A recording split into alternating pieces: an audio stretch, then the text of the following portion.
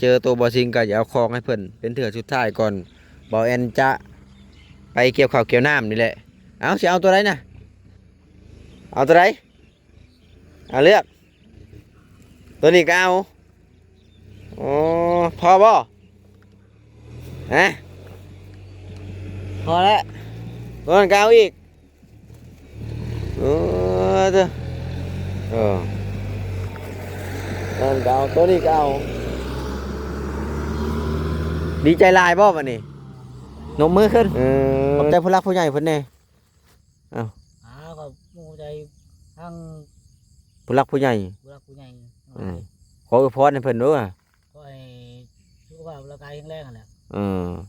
ให้เพิ่นความเจ็บบ่ให้ได้ความไข้บ่ให้มี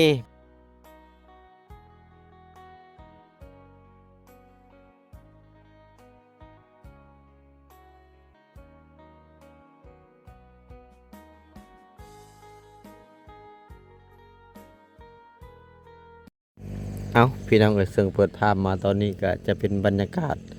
ยามเช้าๆเนาะพี่น้องเนาะเดินทางมาหาบ่าวซิงเพิ่นอีกแล้วซึ่งเมื่อวานทางบ่าวแอนเดินทางมาหาเพิ่นก็บ่เห็นมาเบิ่งนั่นนี่ก็บ่เห็นเนาะพี่น้องแล้วมาเบิ่งนั่นนี่ก็บ่เห็นมื้อนี้ก็เลยเดินทางมาอีกเนาะพี่น้องเนาะนี่แหละเอาพวกไข่มาม่ามาให้เพิ่นนี่แหละเนาะพี่น้องเพราะว่ามาวานเนี่ยบ่เห็นก็เลยกลับเมื่ออีกคือเก่าเนาะพี่น้องเนาะก็เฮาก็มาตามผู้รักผู้ใหญ่เพิ่นสั่งนี่แหละน้องพี่น้องเนาะถ้าว่าบ่มีผู้รักผู้ใหญ่เพิ่นมอบงานให้นี่ก็เฮาก็บ่มีงานนะพี่น้องเอ้ยคนทุกคนนี่ต้องทำตามผู้รักผู้ใหญ่เพิ่นมอบงานให้เอาง่ายก็ได้ดีใจได้ที่ผู้ใหญ่เพิ่นมอบงานให้เพราะว่าเฮ็ดแบบนี้ถ้าว่าเฮาบ่มีผู้ใหญ่มอบงานให้นี่เฮาไปบ่รอดนะพี่น้องเอ้ยเดี๋ยวจะเข้าไปเบิ่งบ่ซิงก่อนบ่ฮู้ว่าเพิ่นอยู่หรือบ่มาวานนี่ก็เข้าไปเบิ่งแล้วนี่แต่ว่าบ่เห็นแล้วมื้อนี้ก็เลยสิมาเบิ่งอีกว่าสิเห็นละบ่อันนั้นเนาะพี่น้องเนาะบ่จริงนี่จักไปทางใดเพราะว่ามาบ่เห็นแล้วฝนบ่ตกแล้วบ่เห็นถ้าว่าฝนตกนี่สิเห็นอยู่พี่น้องเอ้ยมาเบิ่งอีกมื้อนี้ว่าเราสิอยู่บ่ถ้าบ่อยู่นี่บ่แอนก็สิบ่ได้เอาให้ได้พี่น้องเอ้ยน่าจะอยู่มื้อนี้ฮะบ่อยู่เห็นแต่ใต้ทูบนี่เห็นใต้ทูบแต่ว่าคนบ่ฮู้ไปทางไหนหากระไปนี่บ่หรือว่าจังไดเด้พี่น้องเอ้ยบ่สิงหากระไปบ่ทูบยังติดอยู่นี่แต่บ่ฮู้ว่าเราไปทางใดเอ้าพี่น้องเอ้ยน่าจะอยู่แถวนี้แหละซะพอทูบยังติดอยู่เดี๋ยวออกไปหาเบิ่งทางนั้นก่อนโอ้เสียเวลาแต่พี่น้องเอ้ยพอมาบ่เห็นแล้วนี่เดินกลับไปกลับมาแต่ละเทื่อนี่ไปทางไหนเด้บาดนี่ทูบยังใต้อยู่แต่ว่าบ่เห็น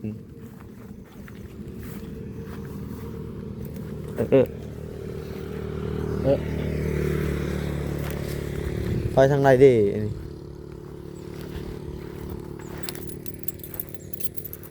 หาเลาะมังกรพี่น้องเอาพี่น้องเอ้ยตามมาตอนนี้เจอแล้วโอ้คิดว่าสิบ่เจอเอามาเจอเสียเวลาบ่แอนอลีได้พอคนนี่เราบ่ได้อยู่บนเก่านะพี่น้องเอ้ยพี่มาเจออยู่พี่ได้พี่น้องสิไปทางใดเด้นี่เบิ่งถามมันก่อนจักสิไปทางใดอันนี้ถามมันก่อนสบายดีบ่สิงสบายดีสิไปใช้นี่นะรอให้ยังน่ะ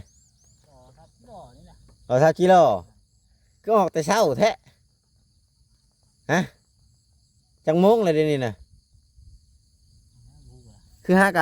นปลายนี่คือออกแต่เช้าแท้วานนี่ไปใช้ข้าวมาคือบ่เห็นเจ้าเราสวดนี่โอ้คือว่าทูบห้ากระต่ายยังบ่ทันชุดคือออกมาเลยฮะก็ออกมานี่บ่นี่นะเขาอุตส่าห์มาแต่เช้าเลยนี่เพราะว่าสิเอาพวกมาให้เจ้านี่นะนี่เอาอยู่บ่นี่เด้นะพี่น้องเนาะวานนี่ไป 3กิโลอันนี้ก็ได้จักโตน่ะ โอ้ยสามฝ่ายตัว ได้30ปลายโตคือได้น้อยแท้น่ะได้30ปลายโตหนึ่งวันนี่ก็ได้เบิ่งว่าสิ่งก่อนใช่เบิดและไข่ก็มีนะเบิดเลย เอาอยู่บ่เอามาให้นี่ไปบ่ไปเกี่ยวข้าวซอยข่อยเอาให้ไปบ่ฮะบ่จริงเป็นอยู่บ่เกี่ยวข้าวนะ โอ้ยเป็นไง บ่ได้เป็นอีกโอ้เธอกินข้าวเช้าแล้วมื้อนี้นะ ยัง ยังบ่ได้กินยังบ่ได้กินก็ออกมาเลยในใช้เสียมโอ้เธอไอ้คือแต่เช้าอะไรขยันแฮงอะไรเนาะเบิดแล้วอันน่ะมีนะ เบิดแล้ว อย่าสูบเด้ แล้วก็เบิดแล้วนะ เบิดแล้วบ่ได้ไปขายติ โอ้ยขาย มีแต่สูบอย่างเดียวกาแฟดิซะยังบ่หรือเบิด ก็เบิดแล้ว เบิดแล้วคือกันตัวหนาอันนี้นะบ้านนี่ข่อยก็มาหาเจ้าบ่เห็นบ่ โอ้ยเห็นเลย เห็นบ่สลดตัดอ้อยในนี่บ้านนี่ ก็เห็นอยู่เลย รถตัดอ้อยในนี่เห็นได้แล้วเข้ากลางเต้นท์ในนี่เห็นได้เจ้าก็บ่เห็นค่อยซะเจ้าเห็นบ่ค่อยหาเลาะหาเจ้าแถวนี้ ก็ตีอ้อมสวนเด้ เจ้าย่างอ้อมพุ่นอ๋อย่างจนอ้อมเลยถ้าข่อยเอาของให้เจ้าสิกล้ามมือนอนบนเก่าบ่เลยว่าเจ้าสิไปหาอยู่หากินเลยนี่นะ จะเอาเนี่ยกินเมื่อไหร่เจ้าก้อนอย่างสิไป อันนี้กินมาไว้ก่อนดีใจอยู่บ่ได้แนวกินดีใจอยู่ดีใจอยู่คือข่อยเอามาให้เจ้านี่เป็นผู้เละเทื่อสุดท้ายผู้เละแก้วเก็บข้าวเก็บน้ำผู้เด้อข่อยมาบ่นี่เด้อบ่ได้คลองข่อยบ่ บนห้องเนาะ บ่ได้คลองก็มีคนแวะมาหาอยู่บ่มานั่งแนวผู้สาวนี่ป๊าดผู้สาวขับรถตารักกายไปจนฮอดผู้ยังบ่ย่าแนม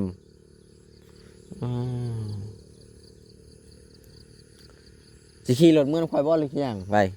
เรื่องอย่างเอา สิย่างไปพุ่นเพราะว่าบ่อนเราอยู่พุ่นเนาะพี่น้องพุ่นผู้บ่แอนคิดว่าเราต้องเข้ามาทางนี้ข่อยก็เลยเข้ามานํเบิ่งพอข่อยมาวานนี่บ่เห็นเจ้ามันก็เลยเสียเวลากลับไปกลับมาหั่นนะมื้อนี้ก็เลยตื่นแต่เช้าแล้วนี่เพื่อมาหาเจ้าเพอมาวานนี่ก็ประมาณ10 โมงแล้วค่อยมาหังบ่เห็นมีเขาก็เลยตื่นแต่เช้ากว่าเก่าหั่นนะตั้งใจมาจะให้มันทันเจ้า แต่ก็บ่ทันทูบยังบ่ทันชุดซ้ำ ตื่นนอนแต่เช้าอหลีเบิดแนวกินแล้วบ่วันนี้ฮะเบิดแนวกินคักแล้วเนาะแม่นบ่ก็เลยออกมาหากินแต่เช้าถ้าข่อยบ่มานี่เจ้ากินข้าวกับหยังเอ้าฮะกินกับหยัง ไปเส้นน้ำมีเอา ไปเส้นอามีเอาไข่นี่เส้นมันให้ได้เถื่อจักฮ้อน่ะ เป็นไรดอกเวลาห่อต้องห่อ เจอละห่อ2ห่อแล้วเอาเงินใช้ไปใส่เขาบัดนี้เอาข่อยถามตรงๆเลยต่อข่อยมาตรงๆแล้วเขาบ่ให้อีกฮะเอาเงินค่าจิโร่บ่ไปใส่กับเจ้าหรือว่าเอาเงินมาใส่ ใส่กิโลไปแล้วครับสุดท้ายแล้วครับใส่เงินไปใส่นี่ เขาก็ให้เนาะเขาบริยานเจ้าตัวบ่เจ้าบ่ได้เคยตัวเขาบ่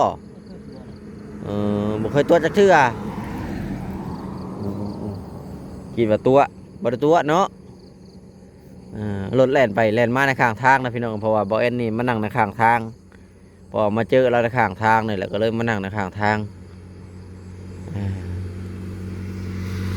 คอยคิดเอาเหมาะอยู่มาจะเห็นบ่สิงบ่หรือว่าจังไดเด้เขาว่า เห็นอยู่มาฮอดกันเนาะพี่น้องถ้าบ่เห็นนี่ก็เสียเวลาเจ้าคือบ่ตัดอ้อยนี่เพิ่นบ่จ้างบ่ ก็นี่อ้อยรัดปลูกด้วย ตัดปลูกแล้วเพิ่นบ่ได้จ้างคนบ่เพิ่นโหลดตัดเอาถ้าเพิ่นจ้างอันตัดอ้อยเจ้าก็สิตัดบ่ฮะ เอาบ้านเอา บ่สมมุติว่าเพิ่นเอาผ้าตัดเอานี่เจ้าก็สิจ้างเจ้าก็สิมาบ่อืม ไม่ได้รถตัดตาเว้ย มีแต่โหลดตัดส่วนลาวบ่มีเอาผ้าตัดเนาะ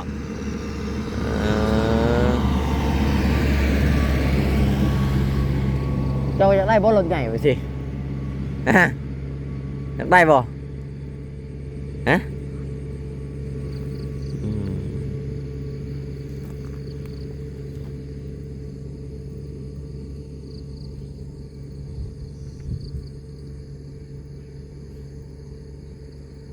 ครับบ่มีข้าวกินนี่สิบ่เช็ดมากองร่องบ่เช็ดอืม ว่าสิ่งผมมีข้าวกินก็อยู่ในนี่แหละเนาะพี่น้องนั่งนับรถบ่เดี๋ยวนี้นะ บ่ รถกาจะคันเลย มาแต่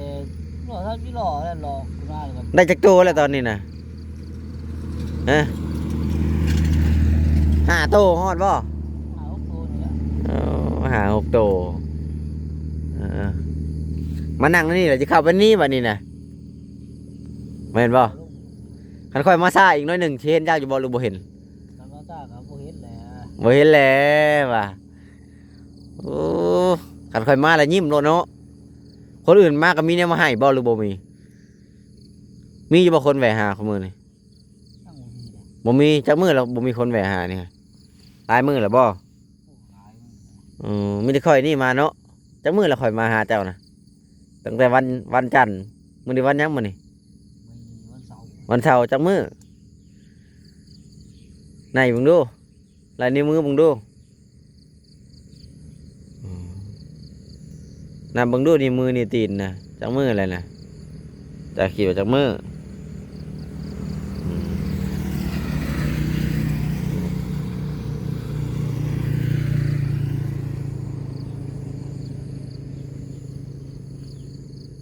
คนก็แนมว่ากันก็บ่สิ่งนั้นนะข้างทาง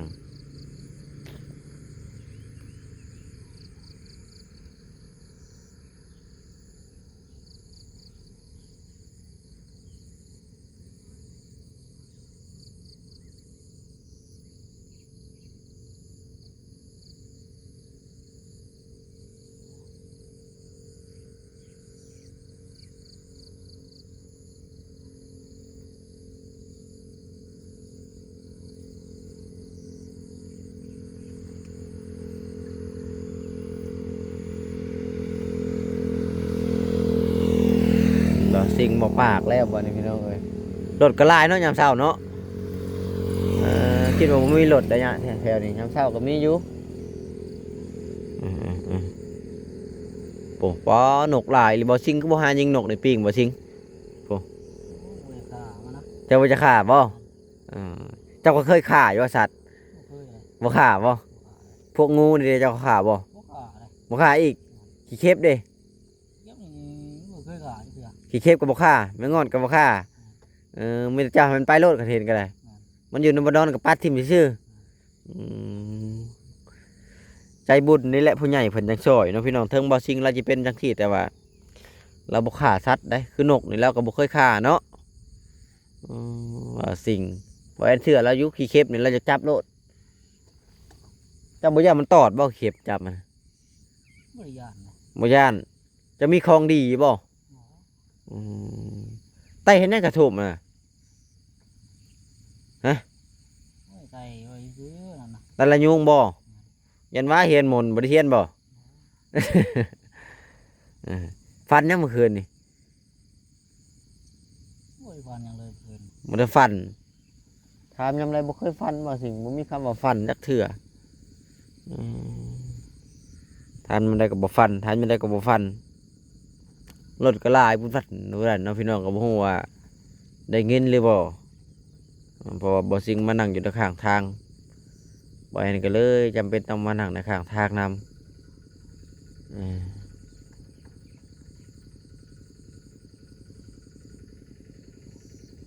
ขันเอาของให้นี่บุขึ้นรถกลับไปน้ำอีก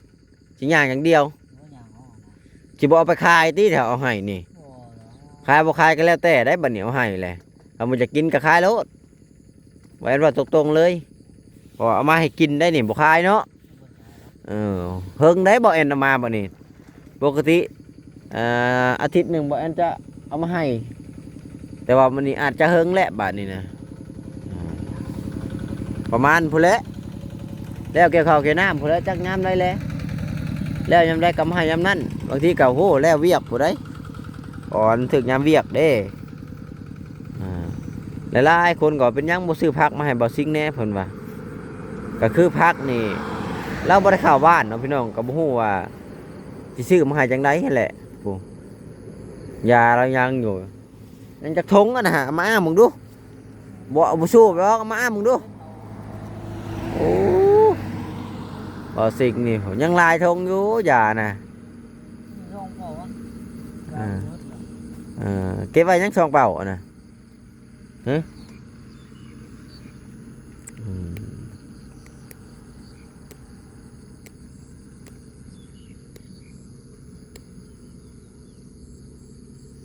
เบิ่งชีวิตบ่าวสิ่งพี่น้องเอ้ยนี่แหละชีวิตพี่น้องเอ้ย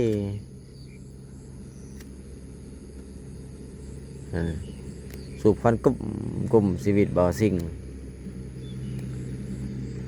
คันได้ของกินนี่ที่อยู่บ่หรือว่าไปคือเก่าอันนี้นะบ่ว่าสิ่ง เอาของกินเมื่อเมียนที่เขาเลยจะหนีไป กลับไปต่อคนบ่หลักบ่เอาเพิ่นมายังอันนี้อันนี้ เขาดันแล้วเขาบอกว่า เพิ่นยิตัดอ้อยนั่นนี่เนาะ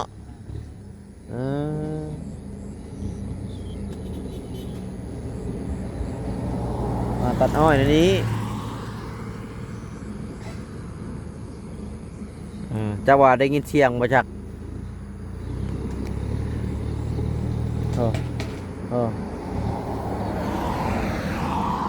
เอามาเอาของกันบ่ซิงไปมาเอาเสียงตู้มันสิเข้าอันโทรศัพท์ค่อย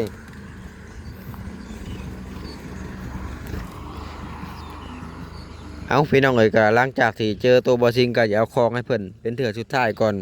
บ่แอนจะไปเกี่ยวข้าวเกี่ยวน้ำนี่แหละเอาสิเอาตัวใดน่ะ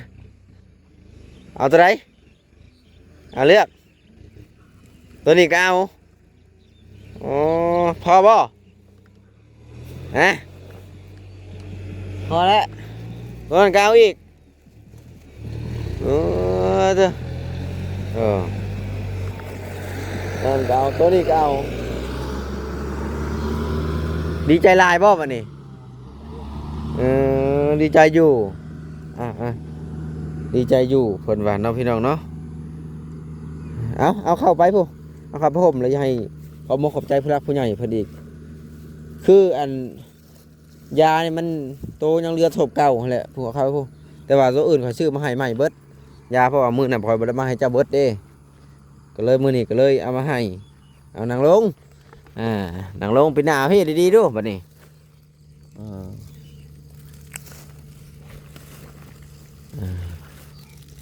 ปงไว้เอานั่งลงดีใจเนาะบัดนี้เนาะ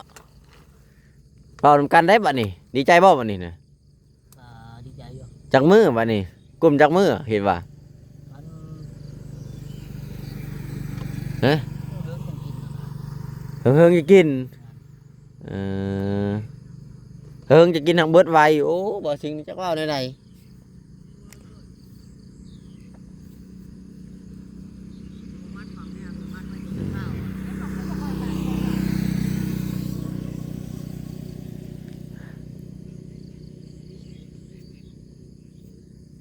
จัดสุดใหญ่ให้บ่ซิงอีกแล้วได้พี่น้องมื้อนี้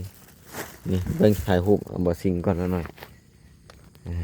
เร่งให้มันเบิดแล้วจะให้ขอมขอบใจไปทางผู้หลักผู้ใหญ่เพิ่นนี่อย่าสมัครจะชูบได้เป็นโทษห่วยโอ้ยควันกุบ มักขนาดพี่น้องยาสูบของกาแฟนี่บ่สิงข้าวบ่กินก็ได้คันได้กินยาสูบกับกาแฟนี่ทิม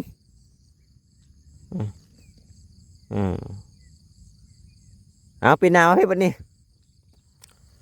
นมมือขึ้นขอบใจผู้รักผู้ใหญ่เพิ่นแน่ ก็มูใจทั้ง ผู้รักผู้ใหญ่ ผู้รักผู้ใหญ่ ขออวยพรให้เพิ่นด้วย ก็ให้สุขภาพร่างกายแข็งแรงนั่นแหละ ให้เพิ่นความเจ็บบ่ให้ได้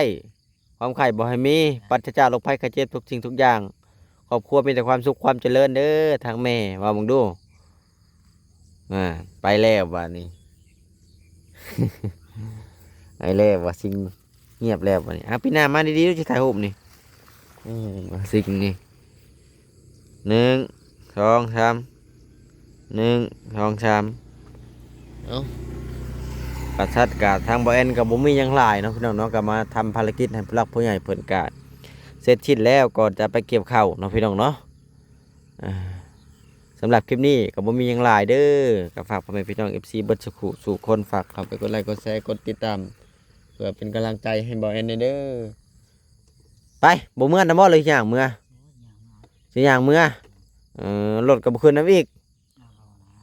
อย่าไปขายได้คันบ่อยากก็ขายโลดเพราะว่าเฮิงได้บัดนี้มาให้มีแต่เอาเมื่อเก็บไว้เด้อคอยอยู่คอยกินเด้อบัดนี้เด้อ